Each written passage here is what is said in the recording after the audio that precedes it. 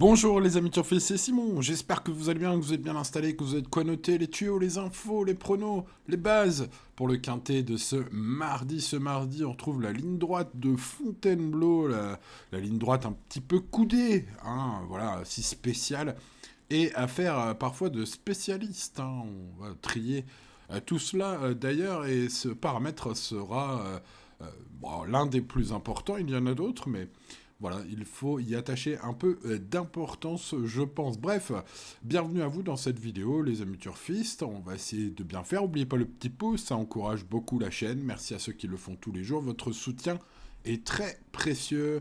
Merci à vous.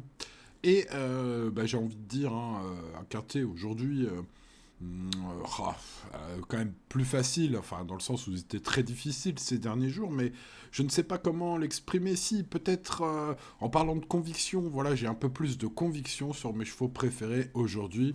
On verra tout cela ensemble. Mais pourquoi donc quelques convictions? Je vous explique tout en vous donnant les infos sur ces 16 partants tout d'abord. Commençons par le 1 Pradaro, bien connu. Ce cheval, les amis, vous l'avez déjà vu courir moult fois. Bon, aujourd'hui, là où ça fâche, c'est qu'il porte 65 kilos, et oui, puis qu'il a gagné son groupe 3 à Longchamp, il est pris très très haut. Je ne sais pas s'il peut être compétitif sous 65 kilos dans un tel handicap. Alors certes, c'est un cheval de classe, hein, il a gagné une course de groupe, mais bon, là, ça me paraît quand même super dur. Alors c'est vrai que c'est un des spécialistes du parcours, il faudra peut-être en tenir compte. Mais bon, pour sa rentrée sous 65 kilos, ce serait quand même un sacré exploit qu'il fasse l'arrivée. Hein. Bon. Passons au numéro 2, Game Run. L'autre cheval titré hein, de cette course, avec lui, pas moins qu'un groupe 2 à son escarcelle, incroyable.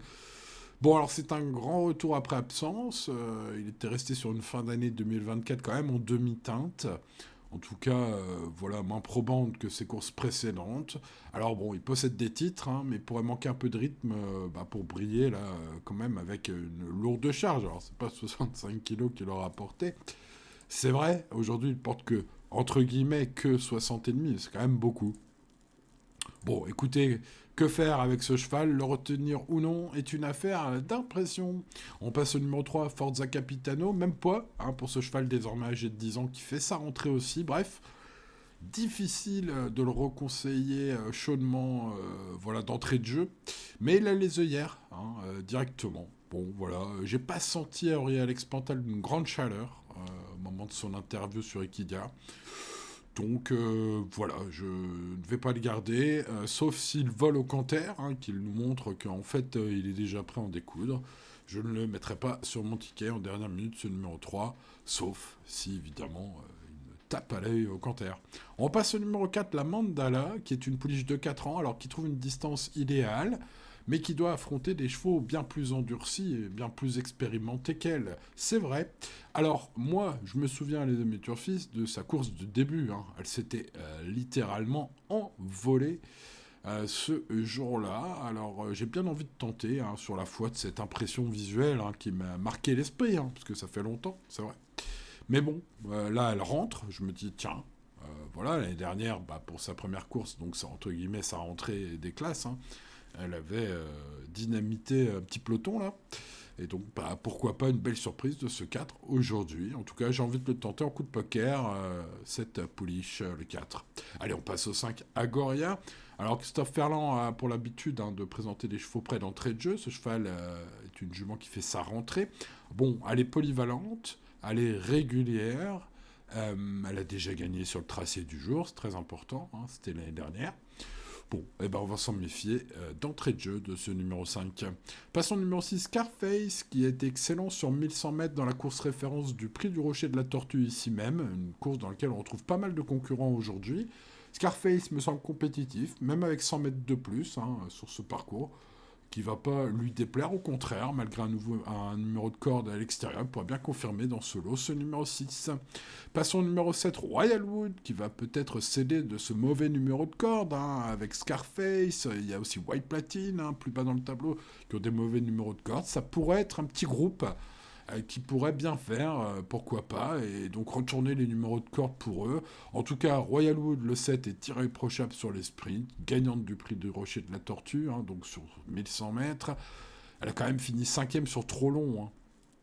Donc voilà, je pense qu'il faut garder cette jument attachante au top de sa forme et de retour sur le 1002, hein. Allez, on passe au numéro 8, See You Pink, qui a échoué 3 fois en 3 tentatives sur le tracé. Si particulier du jour, hein, les amis, ce tracé. Donc, bah, du coup, j'ai pas trop envie de garder, malgré sa grande forme. Voilà, un cheval qui doit faire ses preuves sur le parcours, qui doit faire ses preuves en ligne droite. Ah, j'en ai préféré d'autres. On passe au numéro 9, Wild West, avec Christophe Soumillon. Christophe qui est très en forme, hein, depuis qu'il est revenu à la compétition. Je crois qu'il gagne une course sur 3. Donc bah, il faut y attacher peut-être un peu d'importance. En tout cas, aujourd'hui, il monte Wild West. Wild West qui a retrouvé la forme cette année, hein, vu son excellente rentrée. Il apprécie la piste du jour. C'est un fils de territoriste qui déçoit rarement lorsqu'il est en forme, hein. Il a connu un petit coup de bambou dans sa carrière, mais c'est tout. Le reste du temps, il a toujours répété. Donc, je pense à un joli point de repère, hein, si vous cherchez une base assez fiable, ce numéro 9. Il faut garder très haut ce 9, je pense. C'est solide, en tout cas, ça me paraît très solide. On passe au numéro 10, McTennet. McTennet qui a changé d'écurie 2 fois depuis novembre, hein. Donc il était chez Decoux, ensuite chez Lyon, maintenant il est chez Montfort, François. Donc bah écoutez, j'ai l'impression que le changement de stratégie dans sa carrière, c'est-à-dire le remettre sur le sprint, est une bonne idée. Pourquoi donc? Bah parce que finalement il y a très peu couru sur les sprints et il compte une 5e place dans le grand handicap des sprinters 2024 à Deauville. C'est pas rien quand même, hein, les amis, et sa valeur handicap lui laisse une chance du coup. Et même, j'ai envie de dire, si on le juge sur ce grand handicap et sur sa valeur et la distance du jour, bah se dit ça pourrait être la surprise du chef. En tout cas, les amis turfistes, je le vois, se disent tout simplement. Allez, on passe au numéro 11, White Platine. J'aime bien ce 11, je vais le mettre dans mes préférés aussi, dans mes 5 chevaux préférés. Il a déçu fin 2024, mais vient faire une rentrée correcte. Et puis surtout, il a toujours fini dans les 5 premiers à Fontainebleau, hein. 3 sur 3 à Fontainebleau pour ce cheval. Je le vois dans la lutte finale si tout se passe bien, notamment pour les chevaux à l'extérieur au niveau corde, hein. Donc bah ce 11, voilà, vous savez tout ce que j'en pense. On passe au numéro 12, Drogo, qui n'a jamais été fiable dans sa carrière. Écoutez, c'est un cheval qui a couru 58 fois. Il a répété une bonne performance 2 fois de suite, une seule fois, en 58 courses publiques. Donc il vient de gagner, il est en forme. Il remonte de catégorie. Alors, il va falloir que ça se passe comme dans un rêve, je pense, pour qu'il fasse bien. Mais bon, il faut surtout que monsieur soit bien luné. C'est un peu tout rien avec ce 12. Passons au numéro 13, Bachilid, que je trouve meilleur à Chantilly qu'à Fontainebleau. Alors, elle baisse un peu au poids, il est un peu mieux situé, en 35,5 de valeur. Ceux qui cherchent des gros outsiders voilà, hein, se raccrocheront à cet élément factuel pour tenter le coup, peut-être. Moi, je pense qu'il doit rassurer avant d'être conseillé, ce 13. Maintenant, on ne peut pas le rayer totalement. On passe donc au numéro 14, Brother of Lilies, qui dépend à 100% du parcours, qui n'a toujours aucune marge, hein, depuis qu'il avait gagné des courses à condition. Il a été pris assez haut pour le handicap et il n'y arrive pas. Bon, il va finir par y arriver un jour ou l'autre. Est-ce que ce sera aujourd'hui? Bah, faudra que tout se passe pour lui. Il a ce prix Hubert de Cateux, là, ce mardi, les amis. Bon, pas impossible, mais pas facile pour ce 14. Passons au numéro 15, Impitoyable. Après 4 échecs radicaux, Impitoyable retrouve les œillères qu'il n'avait pas lors de ces échecs, hein. C'est peut-être l'élément incroyable, hein, aujourd'hui qui va se réveiller. Alors s'il se réveille, c'est pas complètement fou de le tenter vu sa valeur handicap désormais assez jouable. Bref, ce 15, bah ouais, ce serait un coup très osé. Est-ce que je vais le tenter? Bah je vais le mettre dans mon champ réduit tout simplement. Allez, on passe au 16, King Robeux, qui a fait une très bonne course de rentrée, je trouve, la dernière fois, même s'il n'est que 8ème. Il pourrait bien se sentir les ailes poussées, parce qu'aujourd'hui, vu les conditions de course, bah oui, si le numéro 1 porte une masse incroyable de 65 kg, lui, du coup, il se retrouve à 52 kg. Alors tiens, pour parler de la masse de 65 kg, les amis turfistes, ce cheval-là a déjà battu Pradaro, oui, ce 16 a déjà battu le 1, et à l'époque, il avait 4 kilos d'avantage sur Pradaro. Aujourd'hui, il le retrouve avec 13 kilos d'avantage, hein. Donc ça fait 9 kilos, pile poil un pack d'eau de moins que sur sa victoire devant Pradaro à l'époque. Donc un pack d'eau, hein. Essayez d'aller courir, les amis, faire un petit marathon avec un pack d'eau sur le dos, vous verrez, c'est plus dur que sans pack d'eau.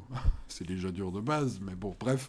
Bah, vous m'avez compris, du coup, ce 16, bah, je trouve qu'il a une une chance technique indéniable avec ce petit poids. Mais mon préféré, ce sera le 9 Wild West. Sans trop hésiter, hein, je disais que j'avais des convictions. Bah voilà, j'ai la conviction que si tout se passe bien, ce numéro 9 va faire l'arrivée du quintet, voilà, hein, pour être clair. Bon, maintenant, voilà, hein, les quintets en ligne droite, hein, Fontainebleau, il a une bonne corde 1. Alors, une bonne corde, je mets ça entre guillemets, parce qu'il y a quand même un petit peloton à l'extérieur composé de bons chevaux, hein, avec Scarface, Royal Wood, je pense aussi à White Platine. Donc, bah voilà, va falloir que Christophe Soumillon nous sorte quand même un petit peu de magie. Les courses restent les courses, mais ce 9, je serais déçu qu'il soit pas dans les 5. Bon, sauf s'il est dans le mauvais peloton et que ça se joue de l'autre côté de la piste. Hein. Ça, après, les courses restent les courses, surtout sur cet hippodrome un peu fou. Passons au numéro 10, McTennet, que je tiens en haute estime d'un point de vue chance technique sur le sprint. Je pense que ce carrière a pu faire une meilleure carrière sur le sprint que ce qu'il a pu produire sur les distances intermédiaires. C'est pourquoi je pense que François Montfort a raison de le remettre aujourd'hui sur le sprint. C'est ma conviction. On verra bien en piste pour ce 10. Le numéro 7, Royal Wood. Bon, eh bien écoutez, je crois que c'est un cheval très très régulier, très recommandable aussi. Sur les courtes distances, il est irréprochable hein, sur les sprints, 1000, 1100, 1200, c'est son truc. Voilà, beaucoup de raisons de s'attacher à cette jument. Aujourd'hui, ce numéro 7 me semble recommandable. Et puis je tenterai sur la foi de son l'impression visuelle de ses débuts qui était de toute beauté. Ce numéro 4, la Mandala. Alors c'est un pari un peu osé. Mais voilà, hein, c'est pas non plus complètement fou. Si la Mandala aime bien comme ça courir sur sa fraîcheur au top, bah, ça pourrait être un joli coup. En tout cas, ce numéro 4, les amis turfistes. Et puis je rajouterai dans ma colonne des préférés, hein, derrière le 9, le 10, le 7 et le 4, je le disais, hein, le numéro 11, White Platine. Je pense que sa rentrée est très bonne, même prometteuse. Top à Fontainebleau, hein, 100% placé en 3 courses. Voilà, je le vois dans la lutte finale aussi, ce numéro 11. Donc 9, 10, 7, 4 et 11. Ensuite, on a des très bons outsiders, je trouve, avec le 16 King Grobeux, hein, extrêmement bien placé au poids, auteur d'une bonne rentrée aussi. Le numéro 6, Scarface, irréprochable, en tout cas, la plupart du temps, et surtout sur les courtes distances, c'est pas mal. Voilà, il va peut-être être dans le bon groupe à l'extérieur, allez savoir, ce 6. Le 5, est une chance régulière. Christophe Ferland présente des chevaux près d'entrée de jeu. Donc malgré le fait qu'il fasse sa rentrée, je m'en méfie. Et je complète mon champ réduit par un pitoyable qui sera 50 contre 1. Ce sera cheval de personnes sauf de moi. Je serai peut-être le seul à le glisser, même seulement dans un champ réduit, allez savoir. Mais en tout cas, voilà, je tente le coup désormais à cette valeur. Bon bah voilà les amis turfistes, on va croiser les doigts. Je le disais, l'indice de confiance est meilleur que ces derniers jours. Mais enfin, c'est pas fou non plus, hein. 4 sur 10, ça reste un handicap de plan en ligne droite. Voilà, hein. Tout peut arriver, restez raisonnable, bien évidemment. Allez, bonne chance à vous, les amis, si vous la tentez ce mardi. N'oubliez pas le petit pouce si vous avez oublié de le mettre, ce serait fou, mais sait-on jamais vérifié, de vous abonner à cette chaîne. Et je vous dis à demain pour de nouvelles aventures. C'était Simon. Ciao, ciao.